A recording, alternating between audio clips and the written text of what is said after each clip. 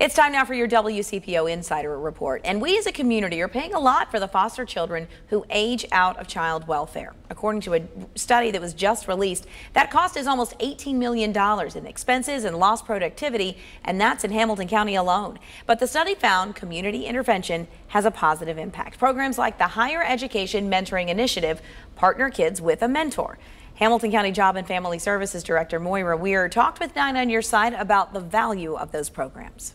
All of us do better when somebody is kind of cheering us along, and as a parent you would talk to your children about education or maybe job training, at a very early age, and how do we prepare you. And sadly, foster youth didn't always get that, someone kind of saying you can do this, so they never even knew that it was possible.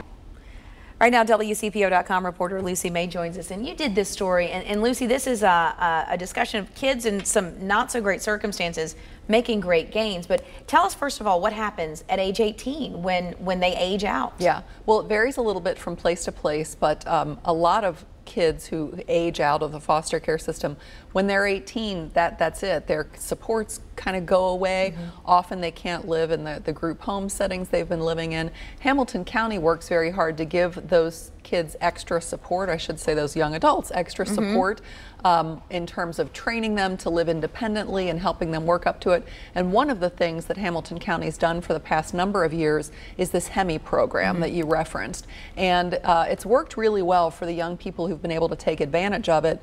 They pair a young person in high school with a mentor who really encourages that young person to graduate from high school, think about job training afterwards or higher education of some sort. And this study found that really makes a tremendous difference. Foster kids who don't get that are more likely to be victims of crime. They're more likely, if they're young women, to get pregnant at a very early age in an unintended way. They're more likely to be homeless and have terrible health problems. But this HEMI program, it found that the kids who took part in that, they started to become, their statistics were more like the general population than the population of foster kids who had those terrible outcomes. And I know that some people, the city budget, county budgets are always questioned, but this is a program that, though it costs money, we heard the number, $18 million is what we spend on these foster adults, I guess you would call them. Yeah. So what is the economic impact then of a program like this? Well, HEMI, it costs, I think it was a little bit less than $250,000 a year to make that program work. And the gains are, I think it was more than triple that. You get back more than triple what you spend on money that these kids are making, and what you don't have to spend on them, because they don't become homeless, they don't get pregnant as teenagers, they don't, all these things that we don't end up spending because they're more successful.